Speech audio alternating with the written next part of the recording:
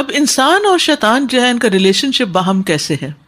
اس میں یہ ہے کہ ان الشیطان للانسان عدو مبین، کہ شیطان انسان کا کھلا دشمن ہے.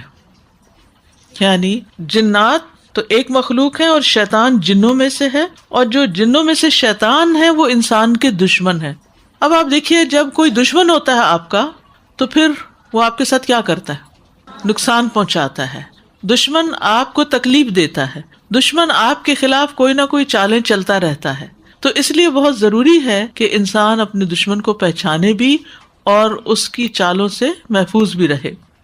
اس کی ایک چال یہ ہے کہ وہ انسانوں کے درمیان عداوت پیدا کرتا ہے، یعنی اچھے سے اچھے انسانوں کے درمیان غلط فہمیاں پیدا کرنا، خون کے رشتوں کے درمیان، بہن بھائیوں کے درمیان، حتیٰ کہ بعض اوقات ماں باپ اور بچوں کے درمیان، شوہر بیوی کے درمیان جو اتنی محبت کے رشتے ہوتے ہیں. تو یہ یاد رکھیے کہ وہ انسان کا دشمن ہے، اور اس کی دشمنی کی سب سے نمبر 1 چیز کیا ہے کہ وہ انسانوں کو باہم لڑاتا ہے. ایک کے دل میں دوسرے کے خلاف بدگمانیاں، دوسرے کے دل میں پہلے کے خلاف بدگمانیاں، چیزوں کو اس طرح بنا کے دکھانا کہ جو ان کی اصل حقیقت نہیں. تو یہ ساری چیزیں جو ہیں ان کو سمجھنے کی بھی ضرورت ہے، اور اس کی ان چالوں سے محفوظ رہنے کی بھی، اور اس کی کاٹ کرنے کی بھی، کیونکہ اس کی چال ہے کمزور.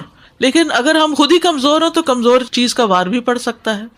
پھر یہ یاد رکھیے کہ وہ انسان کو اللہ کی اطاعت سے روکتا ہے، نیکی کے کاموں میں ہمیشہ گڑبڑ ڈالتا ہے، سستی پیدا کرتا ہے، ایسی رکاوٹیں کھڑی کرتا ہے کہ انسان اچھے کاموں کی طرف نہ آئے.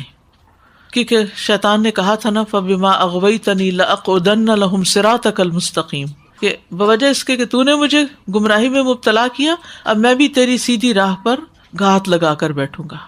پھر انسانوں کو آگے سے، پیچھے سے، دائیں سے، بائیں سے، ہر طرف سے